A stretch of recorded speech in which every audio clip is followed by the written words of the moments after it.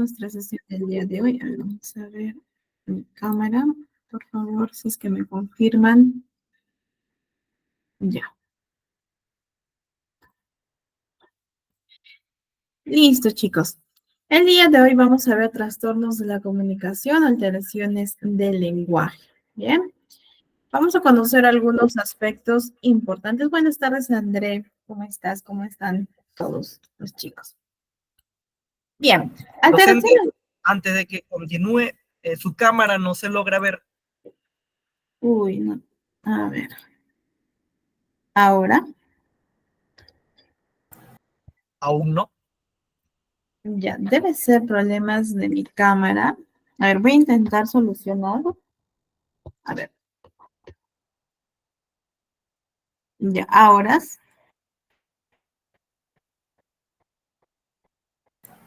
Aún no. tampoco. Bueno, entonces vamos a continuar, ¿sí? ¿Les parece? Y ya para la próxima sesión espero haber mejorado este aspecto de mi cámara. Listo. Bien, chicos, muchas gracias por su comprensión. Bueno, como les decía, las alteraciones del lenguaje es este grupo heterogéneo de desórdenes en el desarrollo y también en la adquisición. Es decir, o mi niño puede presentar problemas para poder adquirir el lenguaje o cuando esté en este proceso de adquisición del lenguaje, puede presentar algún tipo de desorden durante todo este desarrollo. ¿Bien? Y este tipo de grupo de desórdenes están caracterizados principalmente por el déficit en la comprensión, en la producción y en el uso del mismo. Es decir, recordemos que el lenguaje no solo es la reproducción de fonemas, de palabras, de oraciones, etcétera, sino la comprensión, es decir, yo cómo comprendo o qué estoy comprendiendo cuando Sebastián me saluda, buenas tardes, profesor, ¿sí? O cuando realizan algún tipo de pregunta. La comprensión es parte fundamental en el lenguaje. Entonces, algunas de estas oraciones tienden a ser crónicas, mientras que otras pueden ser evolutivas hasta cierto punto, ¿sí? Es decir, que los síntomas crónicos en algunos casos suelen persistir a lo largo de la vida. Pero si Mariana, tú me dices que algunos síntomas pueden persistir, ¿esto quiere decir que no voy a intervenir? ¿Ustedes qué creen? ¿Qué creen, chicos? ¿Tenemos que intervenir pese al diagnóstico?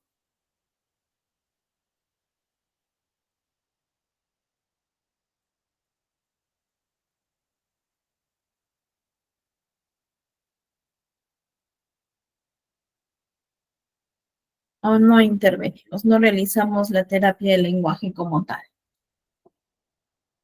¿Qué piensan? ¿Los puedo leer en el chat? Sus respuestas, por favor, chicos.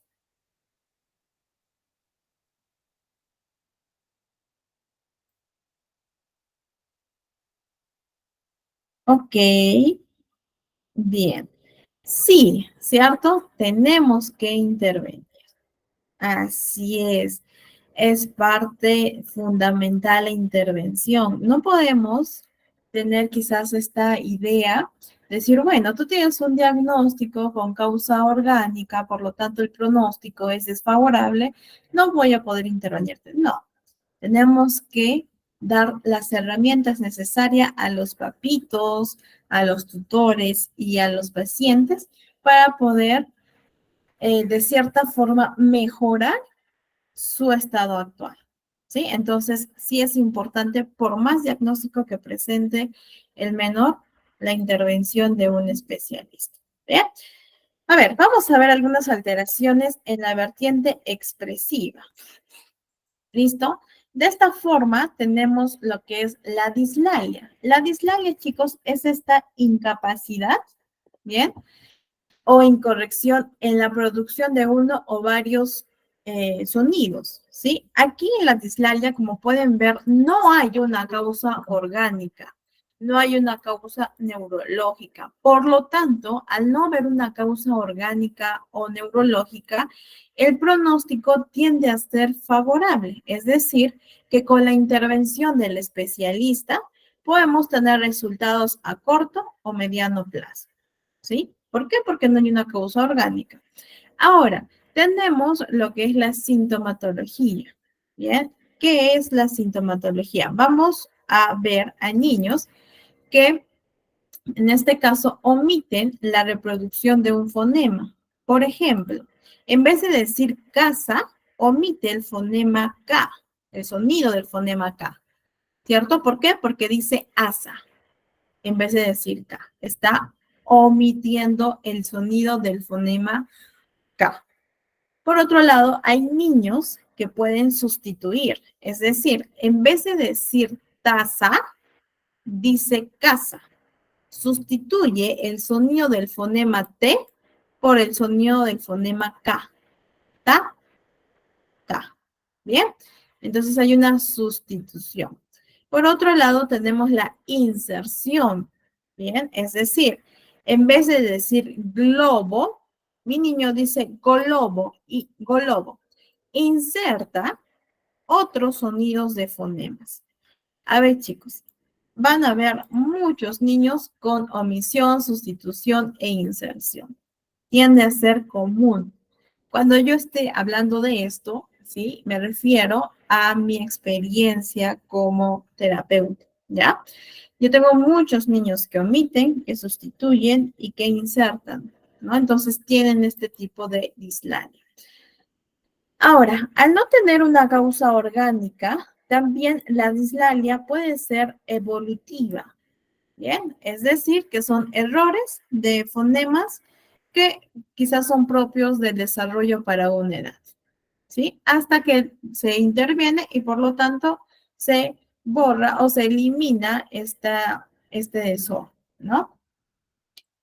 Y funcionales, que son errores en fonemas que tendrían que estar adquiridos a una edad. Es decir, se espera quizás para un niño de 6 años que ya reproduzca bien el fonema R, ¿no? Que no omita este fonema, que no sustituye dicho fonema.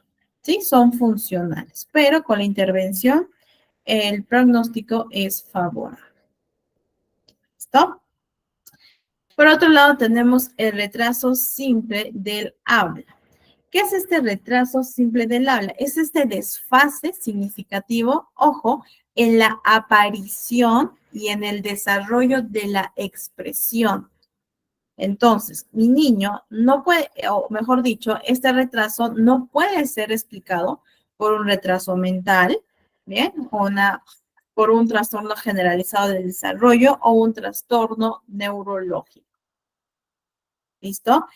Entonces, el pronóstico, al poder hablar de un desfase significativo, bien, pero que no hay algún tipo de trastorno del neurodesarrollo, el pronóstico tiende a ser evolutivo, es decir, de carácter transitorio.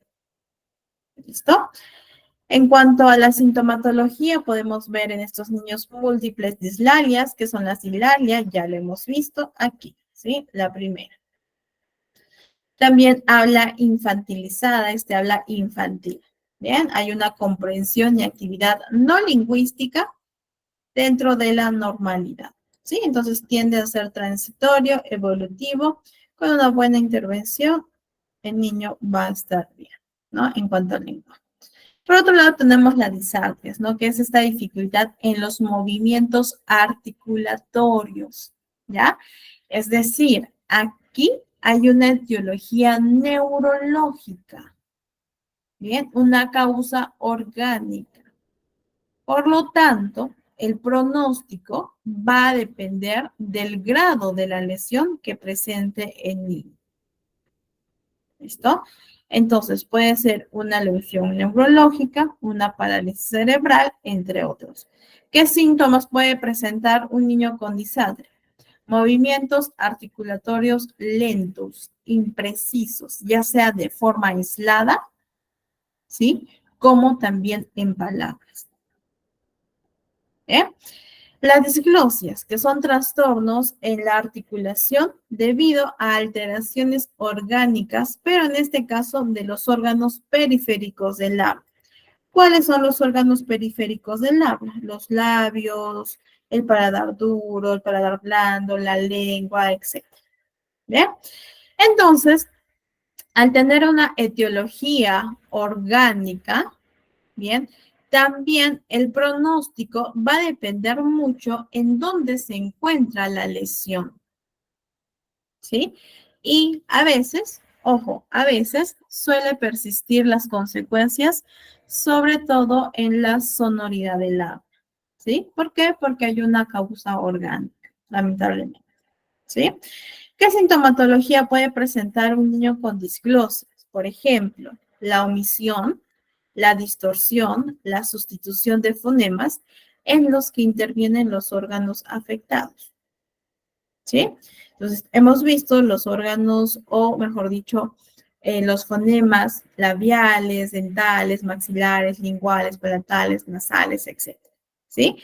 Es muy probable que el paciente que tiene una disglosia pueda omitir, pueda sustituir o distorsionar los fonemas que usamos para poder reproducir tales fonemas, ¿no? Es decir, los órganos afectados.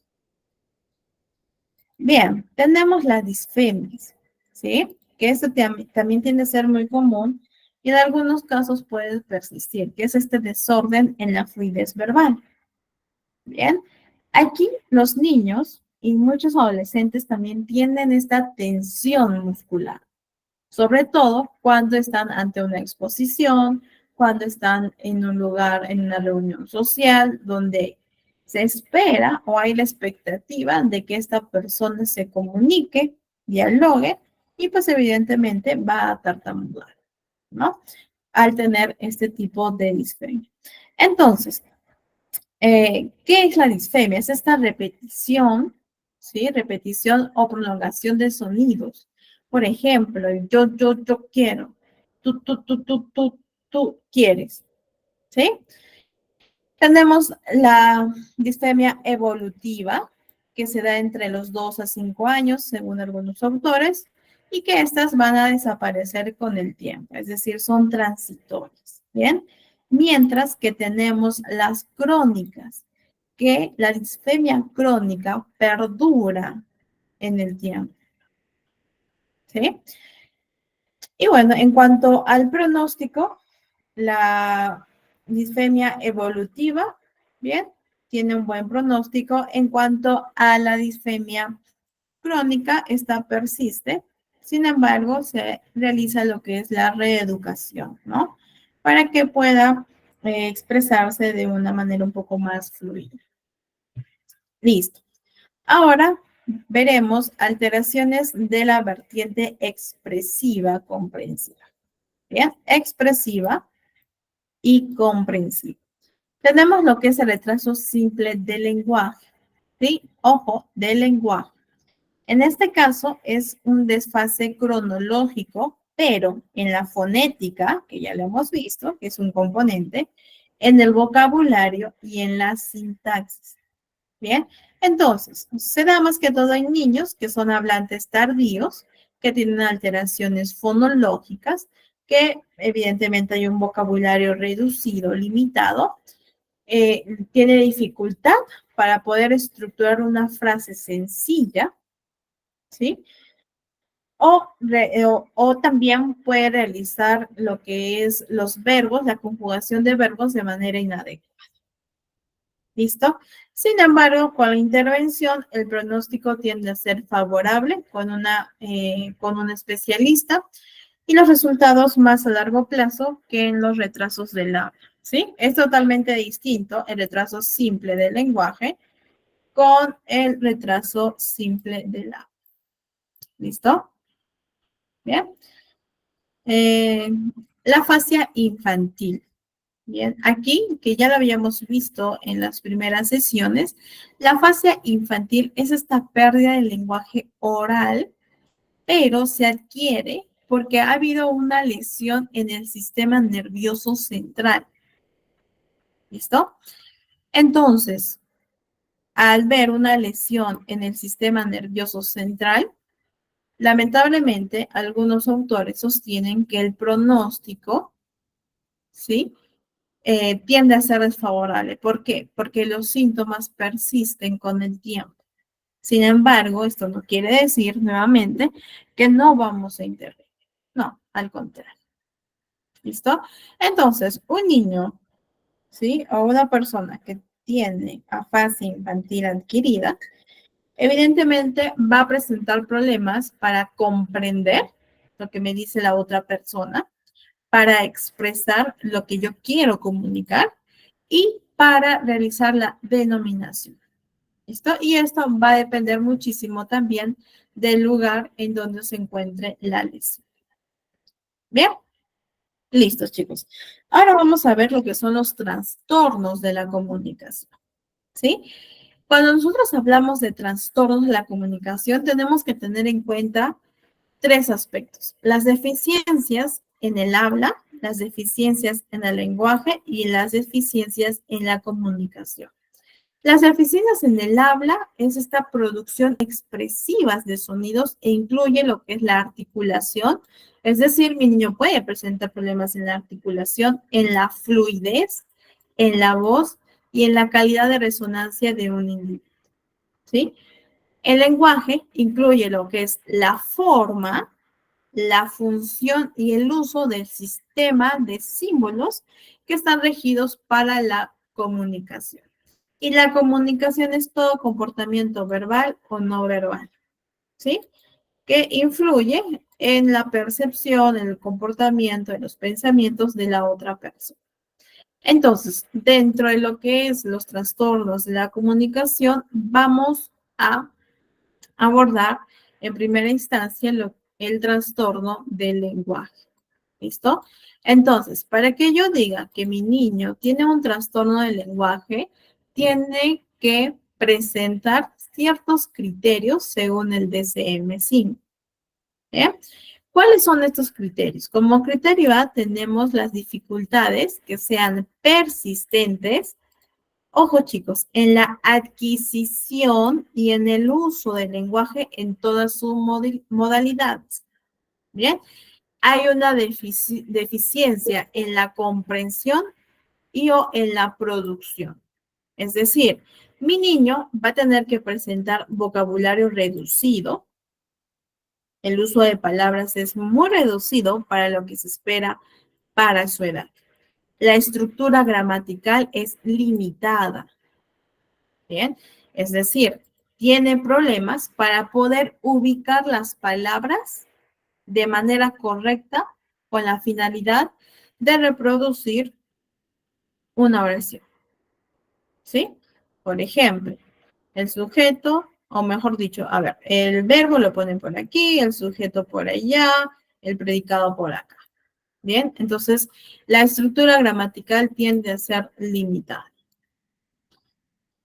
Hay un deterioro en el discurso, es decir, al no tener un vocabulario amplio o esperado para su edad, no tampoco va a poder conectar frases para poder explicar algo que la persona o el niño quiere comunicar o tener una conversación como tal.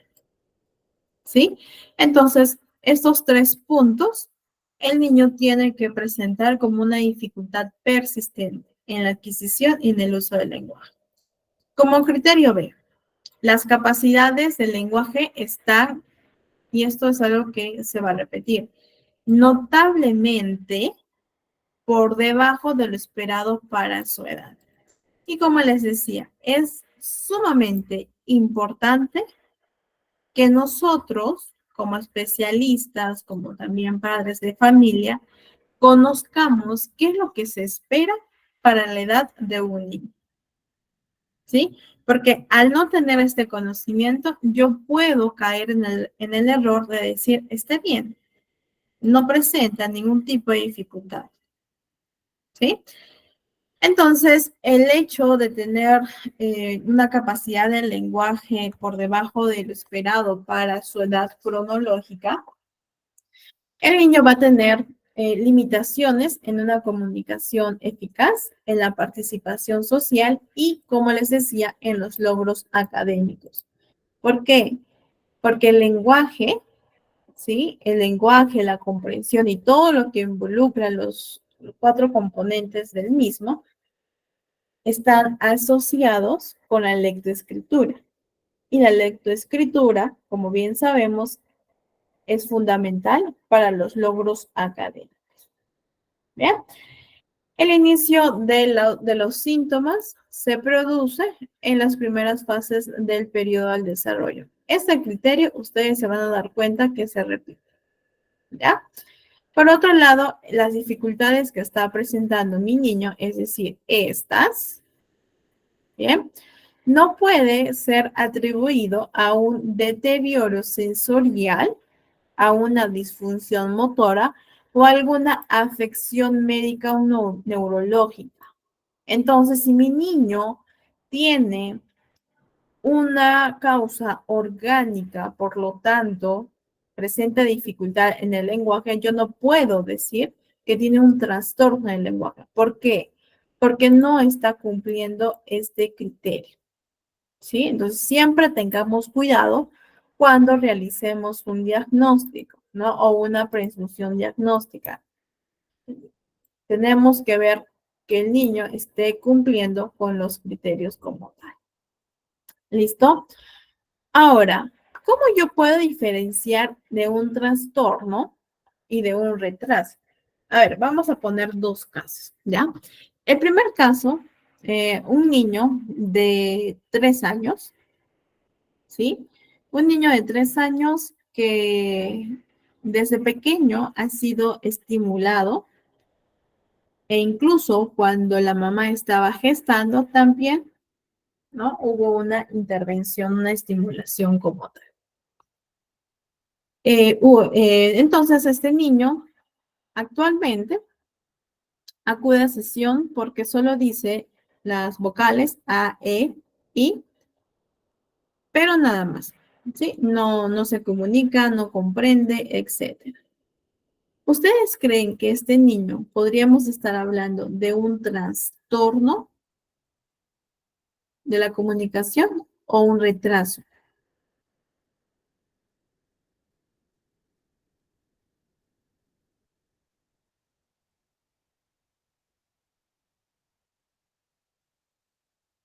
¿Qué sería? ¿Un trastorno o un retraso?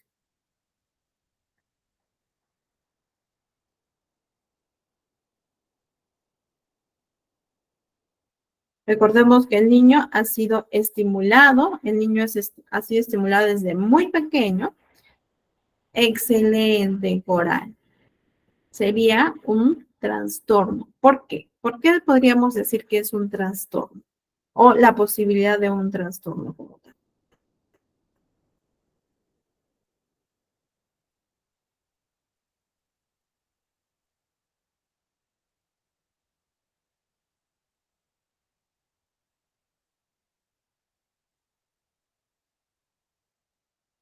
Así es, porque a pesar de la estimulación, a pesar de la intervención, ¿qué pasa? Los síntomas persisten, ¿cierto? Los síntomas persisten. A ver, y en este caso de un niño que también tiene 3 años, ¿sí? El niño también dice A, E, I. Y en este caso el niño nunca ha recibido estimulación. En este caso el niño solo vive con la abuelita, ¿sí? Que pues quizás hace su mayor esfuerzo para educar a su nieto. Podríamos estar hablando de un trastorno o de un retraso.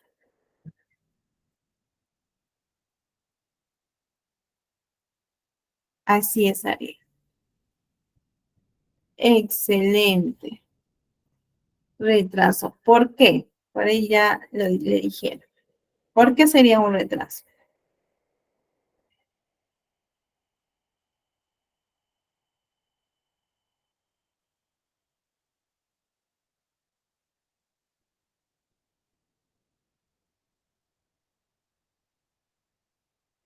Así es, Liz. Porque ya hubo, porque, perdón, hubo o no hubo, ¿no? Estimulación como tal. Excelente, chicos. Bien, entonces sí es importante que nosotros podamos conocer qué es un trastorno y la diferencia de un retraso. Así es, por la falta de estimulación, porque no existió estimulación. Muy bien, chicos. Bien.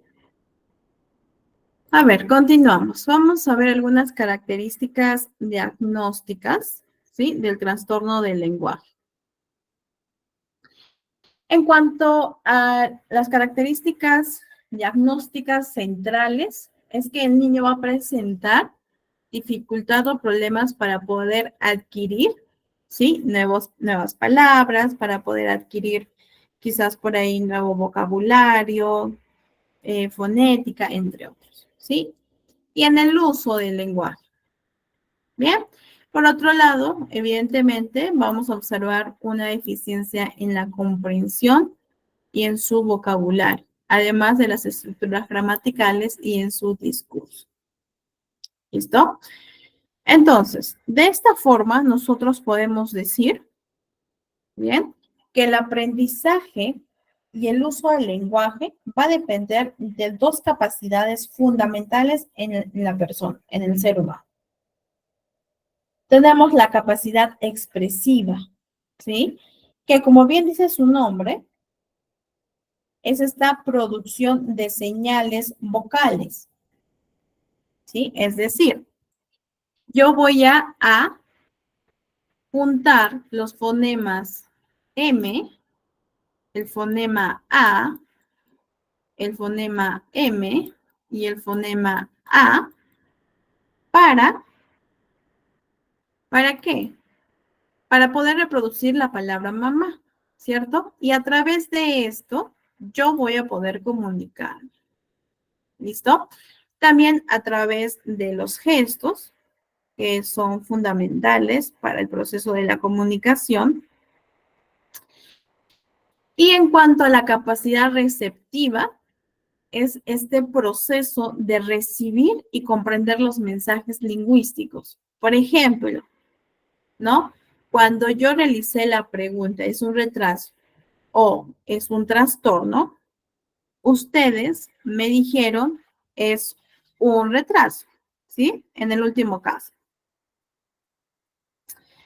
Ustedes comprendieron mi mensaje, mi pregunta, y al realizar esta pregunta, bien, y el caso, analizaron para poder una respuesta.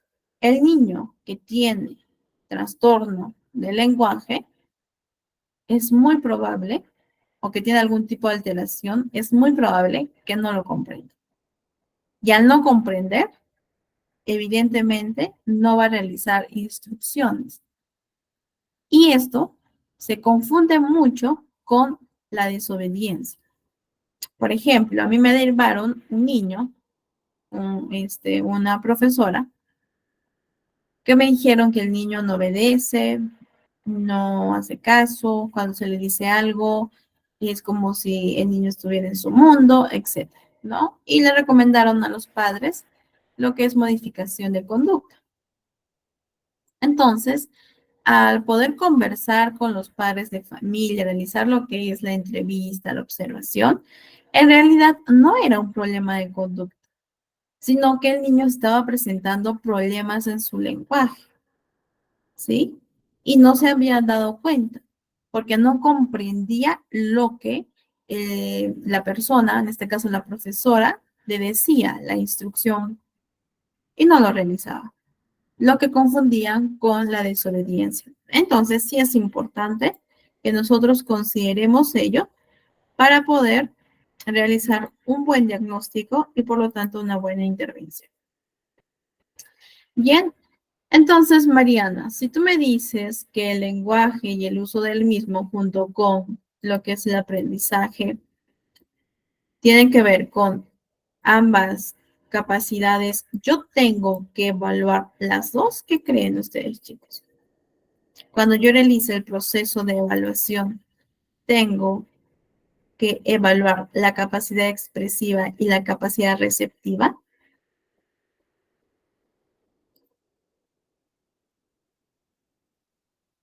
Sí, obvio, nos dice Liz. Excelente. Así es. Tengo que evaluar ello. ¿Sí? Ambas capacidades. Entonces, el trastorno del lenguaje normalmente va a afectar al vocabulario y a la gramática de nuestro niño, ¿sí? Por lo tanto, a su discurso.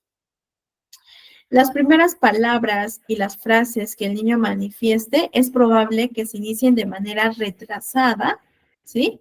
Que ya nos puede dar algún signo de que mi niño quizás o puede tener un retraso o quizás un trastorno, ¿sí? Porque ya hay un signo notorio. El vocabulario es limitado, también me podría dar un signo.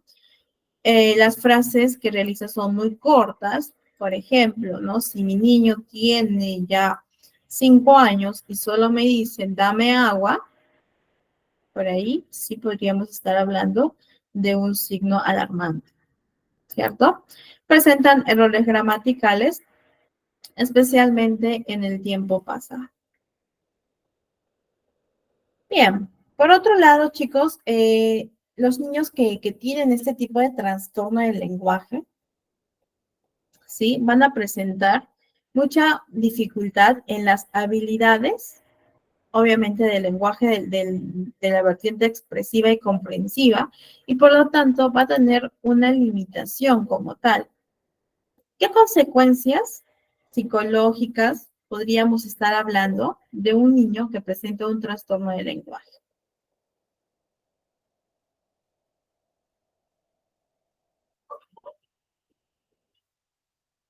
Recordemos que un niño con trastorno de lenguaje tiene vocabulario limitado, un discurso muy vago, sus frases son muy sencillas, tiene problemas para recordar las palabras, para poder definir ciertos conceptos, definir ciertos objetos, no pueden recordar nuevas palabras, nuevas frases, presentan dificultad para poder seguir instrucciones. ¿Cuáles serían estas consecuencias? No siguen órdenes, así es, claro. ¿Cuáles serían las consecuencias de un niño si estos síntomas persisten por no haber acudido a una intervención como tal? Podríamos, así es, Augusta, ¿no? Quizás por ahí hay aislamiento, burlas, bullying, baja autoestima, entre otros. Entonces, chicos, no pueden expresar, excelente, Mónica, ¿no? Podemos ver la magnitud, que si bien es cierto, como ya sabemos, la magnitud de que no solo va a afectar a su logro académico, sino a nivel psicológico, a nivel emocional también, ¿cierto? Va a haber una repercusión negativa. Bien, entonces, vamos a ver ahora el desarrollo y curso del trastorno del lenguaje. ¿Listo? El trastorno del lenguaje, que es diagnosticado a partir de los 4 años, tiende a ser estable en el tiempo y puede persistir en la edad adulta. ¿Sí? Entonces, a veces podríamos decir que los síntomas pueden persistir, especialmente cuando no hay una intervención en su momento oportuno, ¿sí? No hay una ayuda de un terapeuta, no hay una ayuda de los padres, de los tutores, etc. Bien, entonces, la adquisición del lenguaje está marcada por cambios que se producen desde el inicio de nuestra niñez, ¿sí? Hasta que nosotros podamos alcanzar el nivel de competencia de un adulto como nosotros. ¿Listo? Entonces, el trastorno del lenguaje va a aparecer en los periodos de desarrollo temprano de nuestros niños. E incluso, como podemos ver, es una de las de los diagnósticos, o mejor dicho, de las, se me fue el nombre, de los requisitos, ¿sí? Para poder diagnosticar como tal, como trastorno del lenguaje. ¿Listo? Bien, ¿qué más? Por otro lado, tenemos que, Ariel, va a depender muchísimo, ¿sí? De la intervención. Porque puede ser que en la evaluación haya tenido otro tipo de problema, ¿sí? Y con la intervención puede regularse o puede mejorar. Entonces va a depender muchísimo de las necesidades lingüísticas que tiene o de los desórdenes lingüísticos que tiene el niño o la persona. ¿Bien?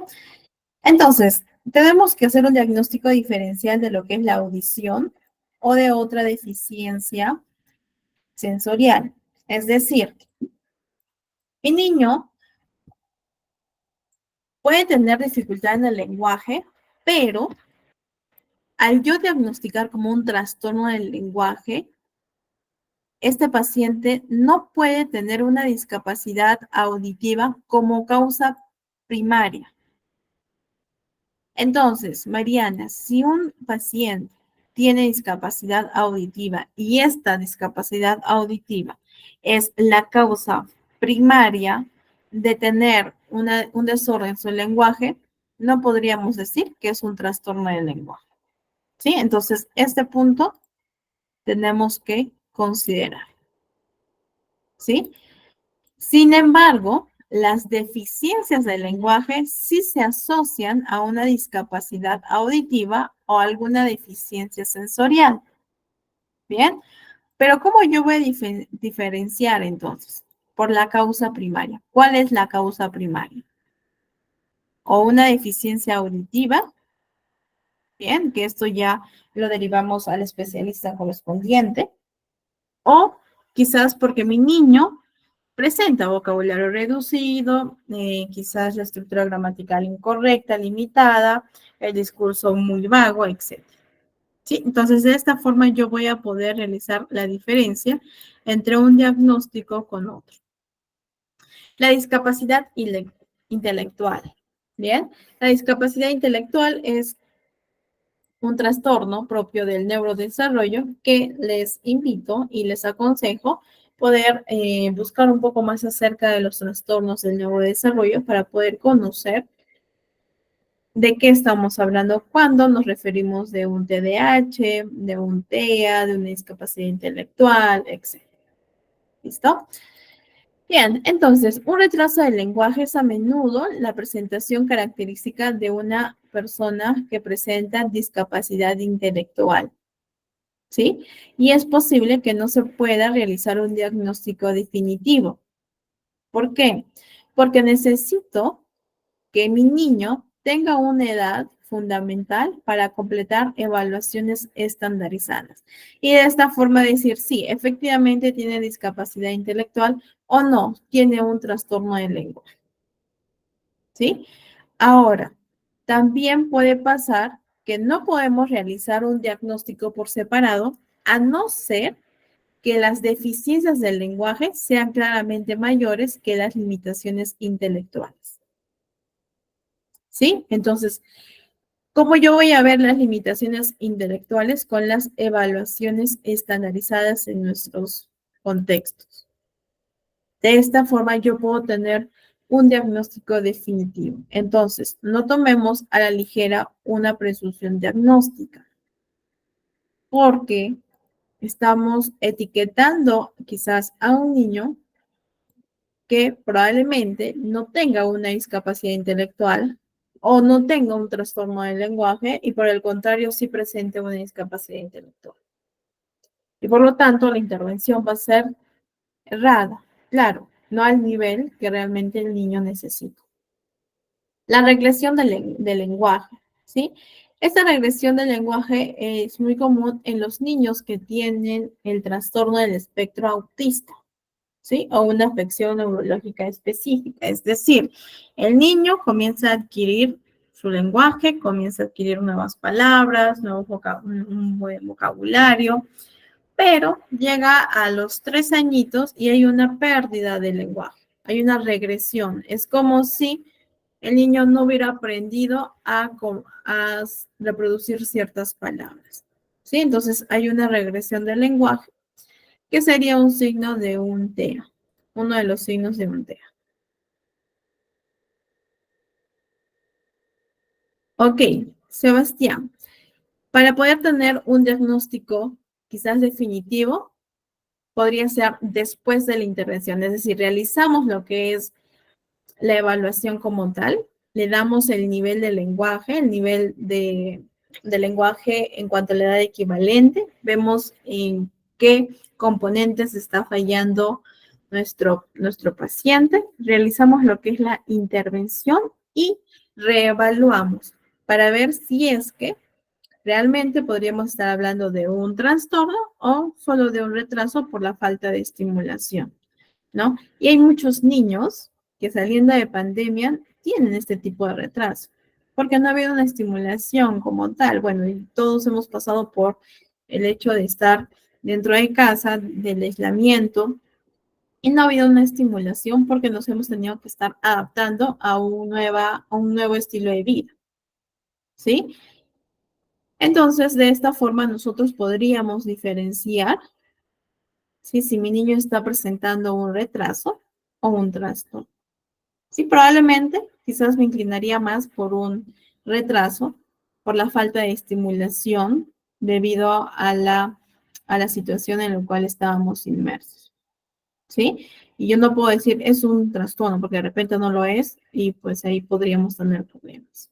Entonces le podríamos explicar la situación que es totalmente distinta a un niño que sí ha tenido estimulación como tal.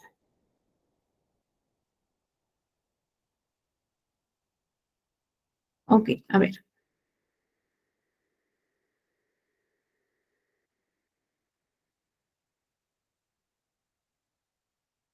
Sí, sí, Pereda, imagino que ese es tu apellido, tu nombre.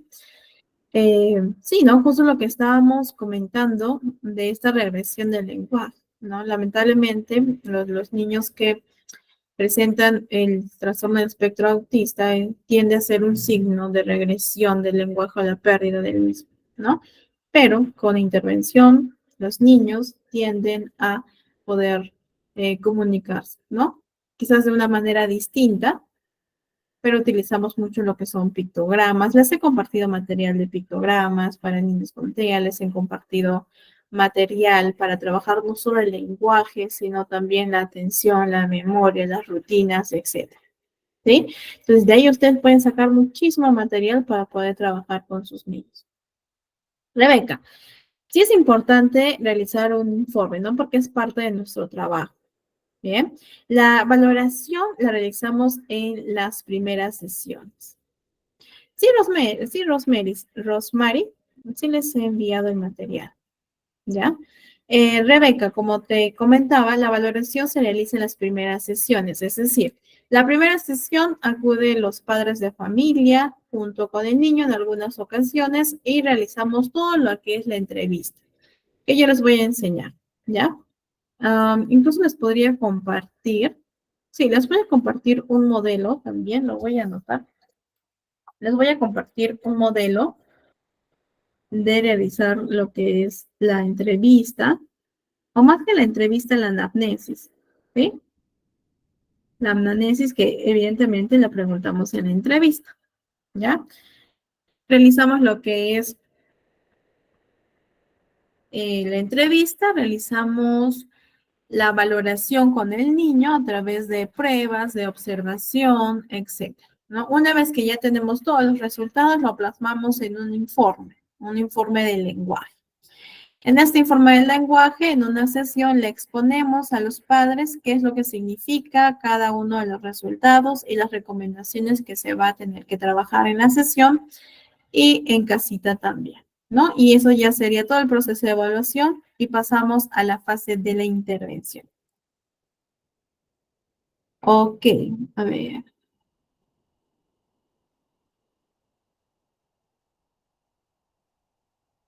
A ver, Sebastián, si hay un bosquejo de informes, se los voy a estar enviando, ¿ya? como un modelo de informe, evidentemente cuidando lo que es la identidad de los niños, ¿sí? De cualquier paciente. Entonces les envío el modelo de informe y les envío el modelo de anamnesis, ¿ya? Queda pendiente esos dos materiales. A ver, por otro lado, ¿qué pasa si un niño de 2 años? Ok, es porque considera Jimena que no puede, es decir, no tiene el vocabulario, no tiene como que la capacidad, por decirlo así, o la habilidad, o no quiere, porque también hay niños que no quieren, ¿no? Y ahí tenemos que es como que sacarle con poco a poquito, ¿sí? Entonces, en este caso, trata de realizar juegos de su gusto, ¿sí? Juegos que le guste al niño, pero que implique conversar. Y en algún momento detén el juego y trata de comunicarte el niño. El niño te va a ver, ¿sí? Te va a ver y va a querer más. Pero hay que crear la necesidad para que el niño converse en cualquier situación. Por ejemplo, ¿no? Como les comentaba en la sesión anterior. Yo abro el burbujero, hago las burbujas, le pido al niño que realice su turno, ¿sí? Y después dejo de hacer burbujas. Estoy creando la necesidad del niño para que me diga más burbujas o al menos que me diga más. ¿Sí? Entonces busquemos crear este tipo de necesidad para que el niño no solo se exprese en cuanto a sus gestos, en cuanto a postura, ¿sí? Sino también de manera verbal. Creemos siempre la necesidad. Ahora puedes trabajar con cuentos, con títeres, con disfraces, puedes trabajar con arena mágica, con plastilina y realizar jueguitos con la plastilina, etcétera, ¿sí? Para que el niño de esta forma pueda comunicarse. Pero siempre tratemos de crear esta necesidad, ¿no? Como les decía, si el niño señala algo y quiere esto, entonces no le vamos a dar inmediatamente. A ver.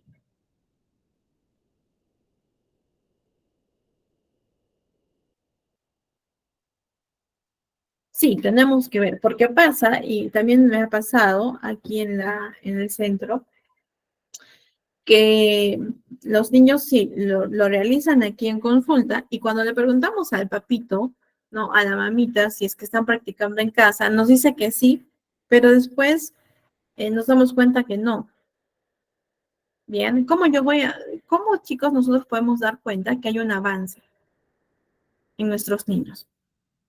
Y tiene que ver el entorno, Sebastián, ¿no? Tiene que ver mucho la estimulación. Desde un inicio, como les digo, desde un inicio nosotros tenemos que plasmar la idea de manera explícita e incluso le hacemos realizar un compromiso a los padres que lo que nosotros hacemos en sesión tiene que ser replicado en casa, porque si no, no va a haber avance. Nos vemos 2 veces a la semana, 45 minutos en algunos casos. ¿Cómo podemos esperar avances si es que no hay un refuerzo fuera de la consulta? Entonces tiene que ver con el entorno, ¿no? Y si es que por ahí nos dice, sí, es que sí le he hecho practicar a mi niño y yo no veo ningún avance, entonces que nos explique cómo está estimulando fuera de la sesión, qué es lo que están haciendo los padres de familia, ¿sí?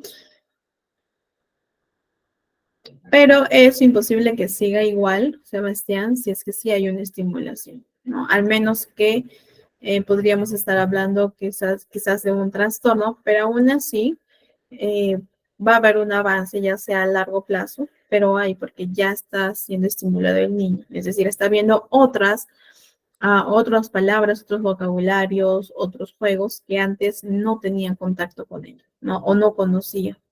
Entonces sí va a haber un avance, pero va a depender mucho también del entorno, ¿no? Y quizás por ahí también nosotros como especialistas nos frustramos, ¿no? Porque no realizamos, o en este caso los papitos en algunas ocasiones no estimulan a sus niños fuera de la consulta, ¿no? Fuera de las sesiones. Listo, chicos. Pasamos ahora al trastorno fonológico, ¿sí? ¿Qué criterios tiene que presentar un niño para poder decir que tiene un trastorno fonológico? Como criterio A, dificultad persistente, ojo, en la producción fonológica. Y al tener esta dificultad persistente, es muy probable que esta interfiera en la inteligibilidad del habla, ¿sí? No le entiendo al niño que me está diciendo, ¿sí? Por lo tanto, impida una comunicación verbal, ¿sí?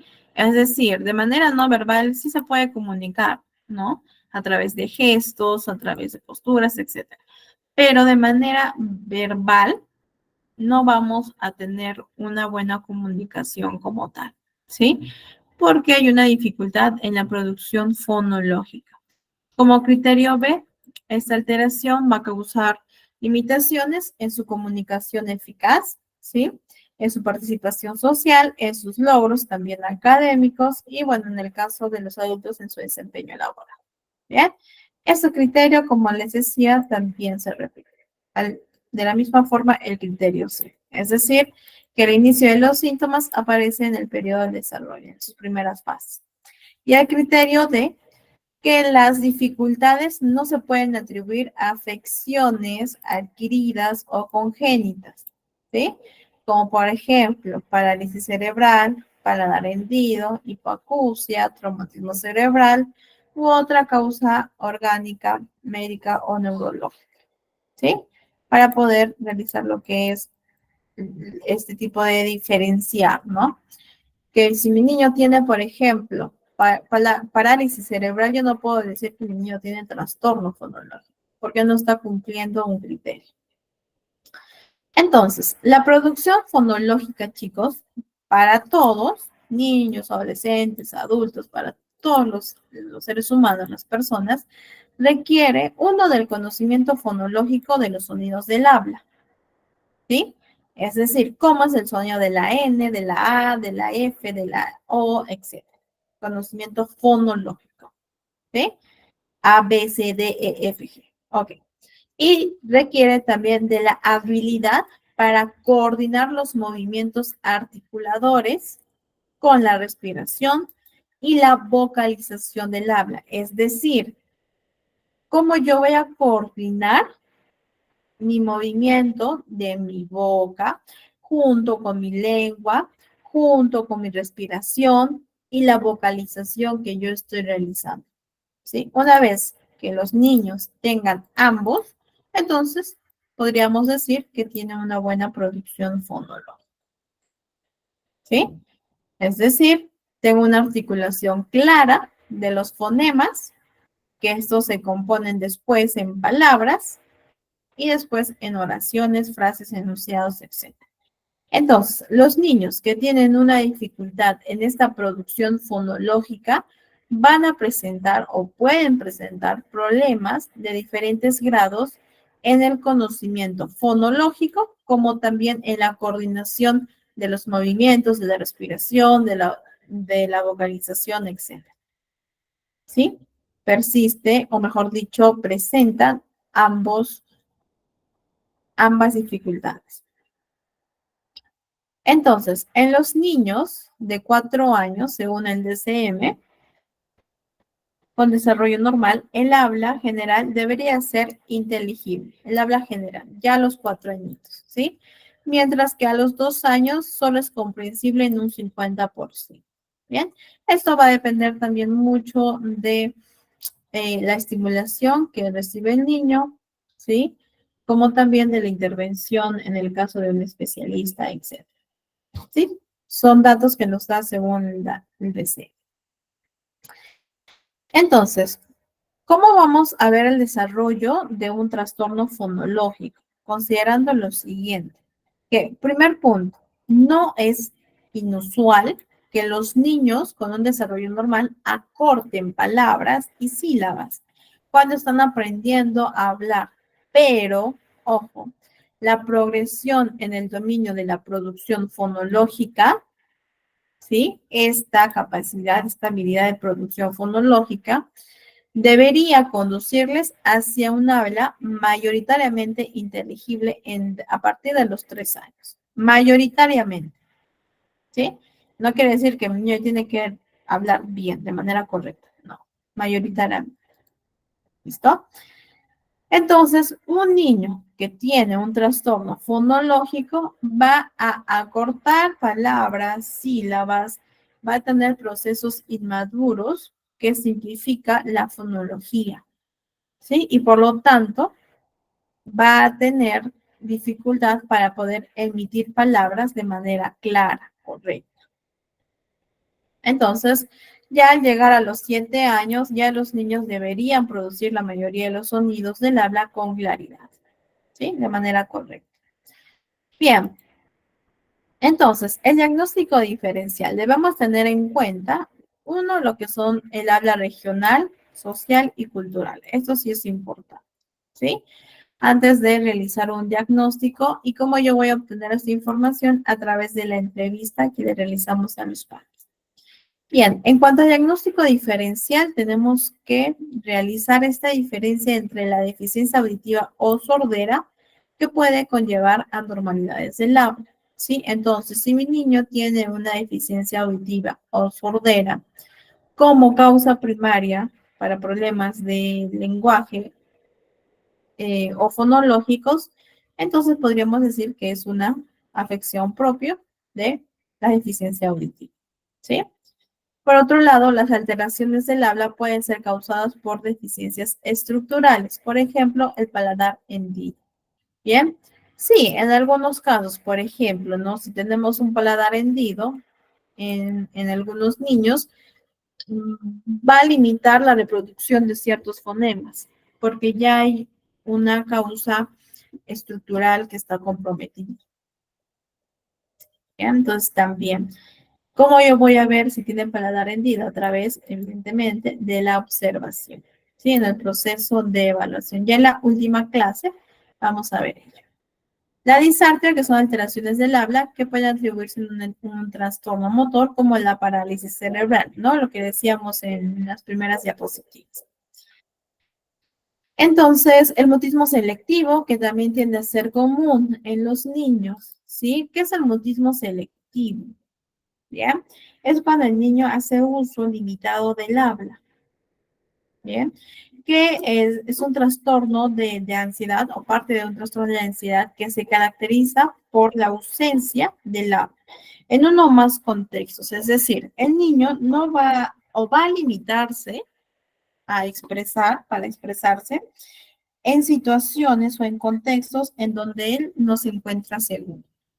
Sin embargo, quizás en casa, ¿sí? Con los padres, con su hermana, hermano, etcétera, o con sus amigos más cercanos, que los percibe como seguros, como seguridad, puede tener un habla normal, ¿sí? No estamos hablando de un trastorno del lenguaje como tal, ¿sí? Sino que más inclina a un trastorno de ansiedad.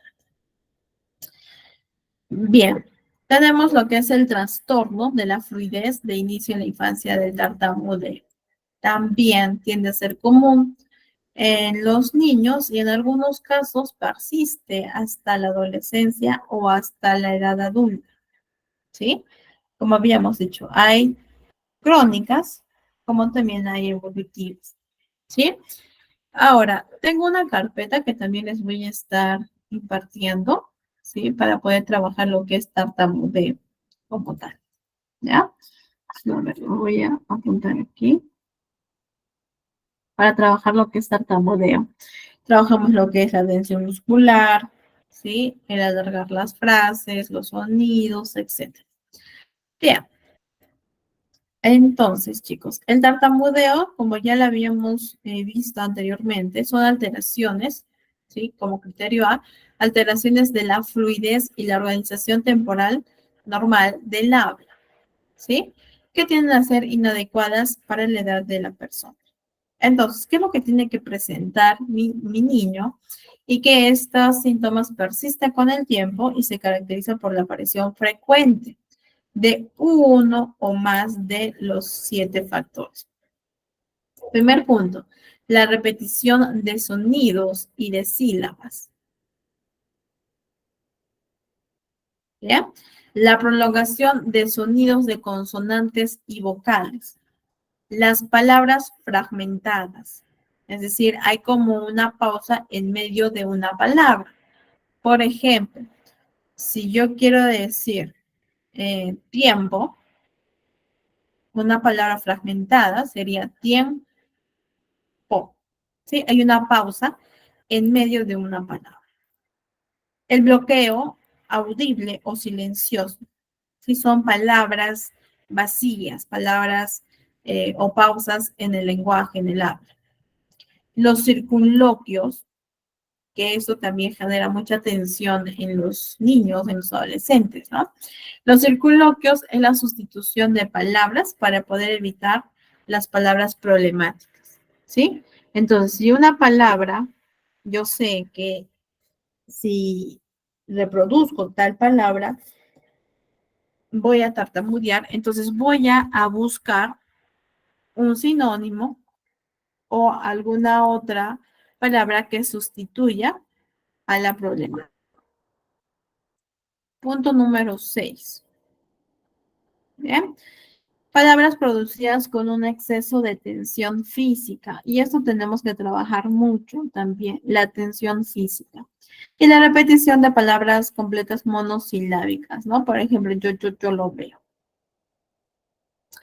Como criterio B tenemos que la alteración causa ansiedad al hablar, es muy notable e incluso muchos de los niños, de los adolescentes, evitan tener este tipo de contacto con situaciones en donde tienen que hablar, ¿sí?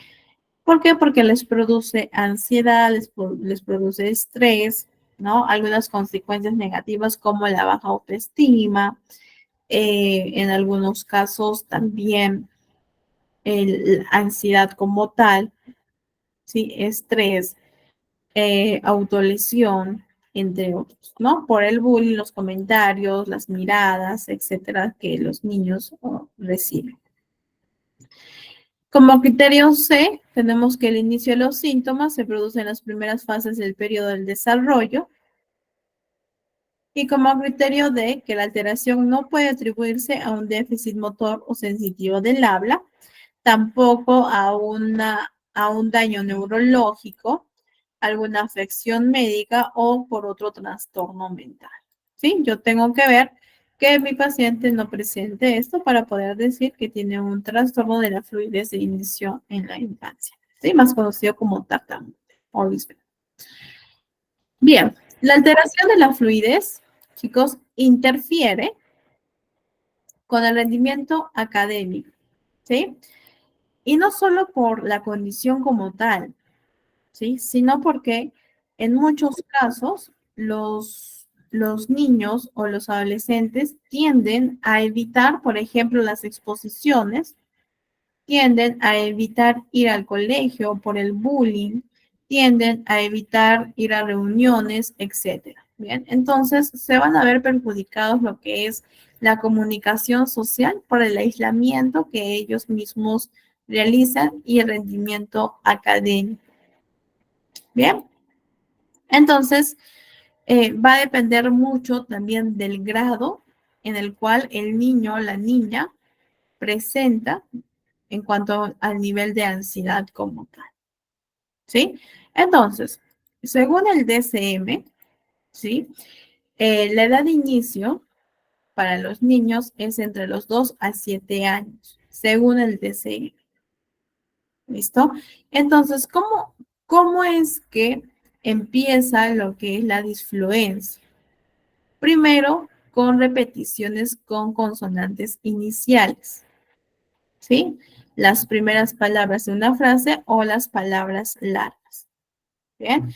Que podría indicar como un signo, ¿sí? Que como el primer signo, por decirlo de esta manera, de la disfluencia o del tartamudeo. Bien, y cuando el trastorno progresa, estas disfluencias llegan a ser más frecuentes. Y no solo eso, sino que es como que se intensifica, Por lo tanto, interfiere más en la comunicación de la persona.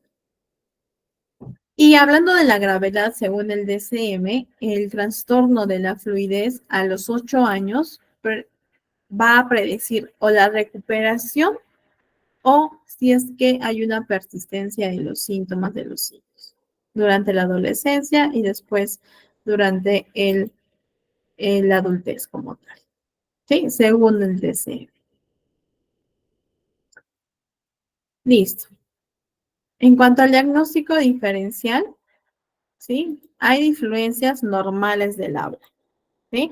E incluso los niños pueden tener. Por ejemplo, dicen, yo quiero helado. No estamos hablando de un trastorno de la fluidez. Son disfluencias normales que con el tiempo, bien, ya desaparecen, ¿no? O incluso en algunos de nosotros, cuando tenemos quizás una sustentación de tesis o una exposición, un congreso, etcétera, podemos llegar a tartamudear por los nervios o por la ansiedad. ¿Sí? Entonces es algo normal que nos puede pasar a nosotros, pero no sería o no estaríamos hablando de un trastorno de fluidez, porque recordemos que tiene que ser persistente, ¿sí? Persistente. Bien. Por otro lado, tenemos que también diferenciar de los efectos secundarios de la medicación. ¿Por qué? ¿No? Porque algunos han podido observar que el tartamudeo ocurre como un efecto secundario de una medicación. Entonces, una vez que el efecto de la medicación ya se haya eliminado en nuestro organismo, entonces ya no tartamudeamos. ¿Listo? Entonces no podemos hablar de un trastorno de la fluidez. Y el trastorno de la Tourette. Les voy a estar enviando también un video para que ustedes puedan diferenciar cómo es el trastorno de la Tourette. ¿Listo? Que en este caso los tics, ¿no? Que ellos presentan, los que presentan este tipo de condición y las vocalizaciones repetitivas deberían ser distinguidas por los sonidos, de los sonidos de los trastornos de fluidez, por su naturaleza y por su ritmo. Entonces, yo cómo voy a diferenciar si es un trastorno de la fluidez o un trastorno de la Tourette por esto, por el ritmo, ¿sí? Y por la naturaleza. Bien, les voy a estar enviando un video para que lo puedan diferenciar mejor. Y bueno, las influencias de inicio en el adulto es cuando el tartamudeo aparece durante la adolescencia o después de esta. Entonces, de esta manera estaríamos hablando de un inicio en la adultez y no un trastorno del neurodesarrollo. Bien. Y finalmente, chicos, estaremos abordando el trastorno de la comunicación social, que es el nivel pragmático que lo vimos en las sesiones anteriores. Aquí el niño va a presentar nuevamente una dificultad persistente en el uso social de la comunicación verbal, pero también de la comunicación no verbal. Entonces, presenta deficiencias en el uso de la comunicación con propósitos sociales. Por ejemplo, saludar, compartir información, despedirse, decir gracias, adiós, chao, de nada, etc. Hay una deficiencia en el uso de la comunicación con propósito social. Por otro lado, hay un deterioro en la capacidad para cambiar la comunicación, de forma que este cambio se pueda adaptar a las necesidades de la otra persona, que sería el oyente. ¿Sí? Por ejemplo, tienen dificultades para poder modificar su forma de hablar en el parque, en el aula, en casa, en consulta, etc. ¿Sí? Conversar de forma diferente con un niño, con un adulto, con la profesora, con la psicóloga, el psicólogo, el papá, la hermana, etc. ¿Sí? Y evita el uso de un lenguaje demasiado formal. Por otro lado, como tercer punto, hay dificultades para seguir las normas de conversación, de narración, ¿sí? Por ejemplo, esperar los turnos. Es muy probable que los niños que tienen este tipo de condición no esperen el turno o no adopten el rol de oyente, ¿no? Yo quiero hablar, quiero hablar, quiero hablar y quiero que todos me escuchen. Y no respeto el turno en la conversación. expresarse de otro modo cuando no es bien comprendido. Es decir, si ustedes, por ejemplo, me dicen, Mariana, no te comprendo el punto número 3, un niño que tiene este tipo de dificultad le va a resultar difícil explicar de otra manera, con otras palabras, con otros verbos, ¿listo? Para que la otra persona la entienda, ¿sí? O la comprenda. Y como punto número 4, presentan dificultades para comprender lo que no se dice explícitamente, ¿no? Por ejemplo, si yo realizo un chiste, una metáfora, quizás alguna expresión idiomática, etcétera, el niño no lo va a entender, ¿sí? Quizás por ahí lo tomen de manera muy literal. Bien, nuevamente el criterio B, ¿sí? Y el criterio C que se repiten. Criterio B que hace referencia a que este tipo de dificultad causa limitaciones en la comunicación eficaz, en la participación social, evidentemente también en sus relaciones sociales, porque va a haber muchos niños que no van a querer tener algún tipo de conversación con el niño que presente este tipo de trastorno por las características que presenta, ¿no? Y en sus logros académicos también. Los síntomas comienzan en las primeras fases del periodo de desarrollo y finalmente los síntomas no se pueden atribuir, ojo, a una afección médica o neurológica. Bien, tampoco a una baja capacidad de dominio de la gramática, de la morfología, es decir, sí, mi niño sí sabe, sí tiene la capacidad morfológica y gramática. Bien, y nos explica mejor por un trastorno del neurodesarrollo. Bien, algunas características diagnósticas del trastorno pragmático, que hay una dificultad primaria, evidentemente, con la pragmática, que ya lo vimos, y también tienen material para que ustedes puedan intervenir, ¿sí? Se manifiesta en forma de deficiencias en la comprensión para seguir las reglas sociales, en la comunicación verbal y no verbal, ¿sí? También presentan dificultad para poder cambiar el lenguaje según el oyente, ¿sí? Y pues no siguen las normas de conversación, de narración, etcétera. Y no es porque no tengan la capacidad, sí tienen la capacidad, ¿ya? En cuanto al desarrollo y curso, nos comenta el DCM que a los 4 y 5 años la mayoría de niños ya debería tener las capacidades del habla y del lenguaje, cosa que pueda permitir, uno, que lo entendamos y que pueda permitir la identificación de deficiencias específicas en la comunicación social, ¿sí? Entonces, para quizás nosotros realizar un buen diagnóstico, tenemos que tener en cuenta ello, ¿bien? Por otro lado, las formas más leves de trastorno pueden no resultar evidentes hasta la adolescencia, ¿sí? Lo que a nosotros como especialistas sí nos limita para realizar un diagnóstico definitivo, ¿no? Entonces, solo podríamos hablar de diagnósticos presuntivos.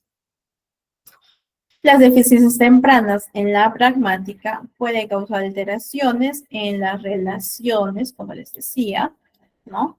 En los comportamientos sociales, pues evidentemente no va a haber el niño, quizás, o los niños van a evitar tener conversaciones con el niño que presente deficiencia a un nivel pragmático. Bien, bueno, aquí tienen lo que es la bibliografía, donde ustedes pueden tener mayor información y donde han podido ver la información del día de hoy. Por otro lado, chicos, vamos a ver un video de algunas recomendaciones, ¿sí? Para los padres de familia que tienen niños con el trastorno específico del lenguaje. Ya, a ver. Vamos a compartir.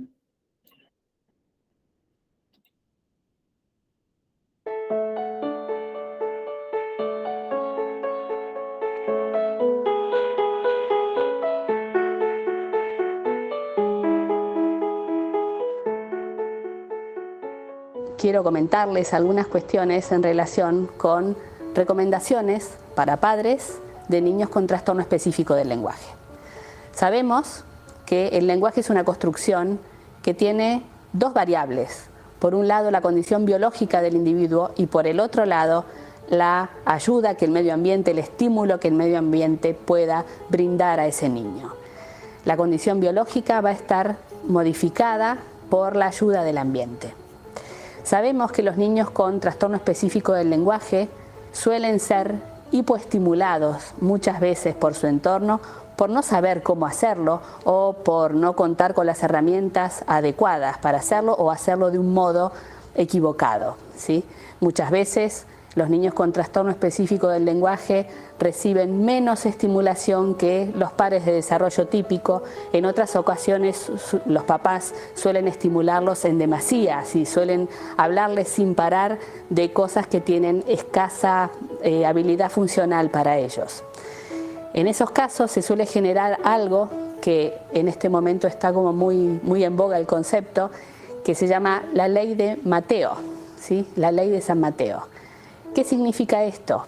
El niño que tiene una dificultad, una adversidad biológica, ¿sí? Una adversidad para adquirir una función como es el lenguaje, además de esa adversidad termina teniendo la sobrecarga de la falta o la mala estimulación medioambiental. Entonces hay como una doble dificultad superpuesta en donde los fallos terminan siendo más grandes de lo esperable, ¿sí?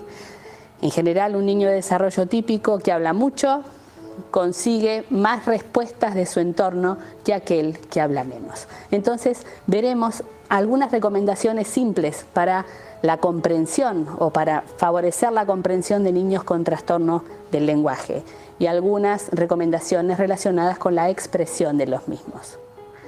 En niños pequeños es fundamental utilizar preguntas por sí o por no, o preguntas de alternativa. Es frecuente que los padres en la consulta digan: yo le pregunto qué ha hecho en el jardín y él no me cuenta nada. Claro, es verdad que alguien que tiene limitaciones comprensivo-expresivas o limitaciones expresivas no puede organizar una frase y contar el relato de lo que ha ocurrido en el día. Sin embargo, quizá ese mismo niño que no le puede contar a su madre qué es lo que vivió en el jardín pueda responderle a una pregunta concreta. Si la mamá le dice: ¿jugaste con los bloques hoy? Esa es una pregunta por sí o por no. ¿Tomaste el desayuno hoy? Esa es una pregunta por sí o por no. O una pregunta de alternativa también es algo que puede favorecer la situación. De pronto, si la madre le pregunta: ¿en el desayuno tomaron jugo o té? Ese tipo de preguntas simplificadas en donde la respuesta está prácticamente dada en el interlocutor son preguntas que colaboran enormemente a mantener la dinámica de la comunicación, que es en definitiva lo que buscamos. La comunicación es el leitmotiv de todo esto, mantener el intercambio entre personas. ¿Por qué? Porque el lenguaje está principalmente orientado a eso, a manejar la comunicación entre personas y a sostener el vínculo. ¿Por qué necesitamos sostener esa interacción? Porque el lenguaje se aprende en contacto con los demás. Entonces esa vía debe permanecer permeable de manera continua, ¿sí? No se debe cortar o limitar por las limitaciones comprensivo-expresivas o expresivas que pueda tener el niño. Entonces, estas son algunas de las recomendaciones generales que pueden ponerse en práctica con niños pequeños con TEL. También es verdad que hay otras situaciones en donde la comprensión está más conservada y los problemas son eminentemente expresivos. En esos casos, lo que debemos hacer es no hacer correcciones sistemáticas sobre la forma del lenguaje. Si un niño que habla mal, no solucionamos su situación repitiéndole o haciéndolo repetir todo el tiempo las cosas que le salen mal, ¿sí? Sino buscando herramientas y técnicas, que bueno, de eso nos ocupamos las fonoaudiólogas, herramientas y técnicas para darles a los padres para que el niño pueda expresarse de un modo más fluido. 16. Ahora, hoy es 17. Vamos a hacer un círculo. ¿Qué día de la semana es? 17. ¿Qué día de la semana es? Es un jueves. Después de jueves viene el... ¿Sí? Dentro de esas técnicas encontramos lo que se llama reformulación del lenguaje, es decir, cuando un niño dice mal una expresión, una frase o lo que sea, es el adulto que la reformula y la deja flotando en el aire con el modo correcto en el que tiene que ser producida.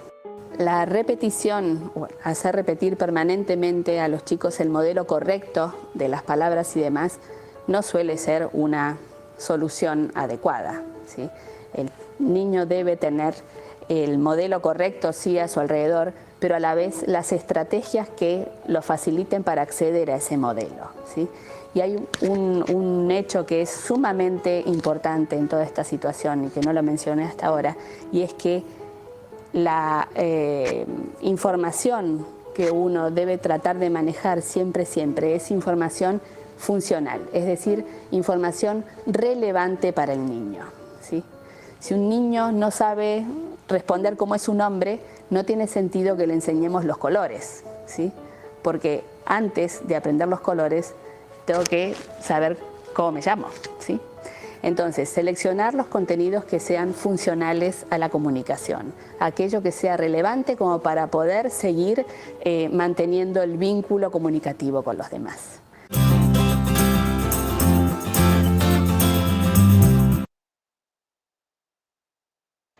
Listo, chicos. Entonces ahí hemos visto algunas recomendaciones para los padres.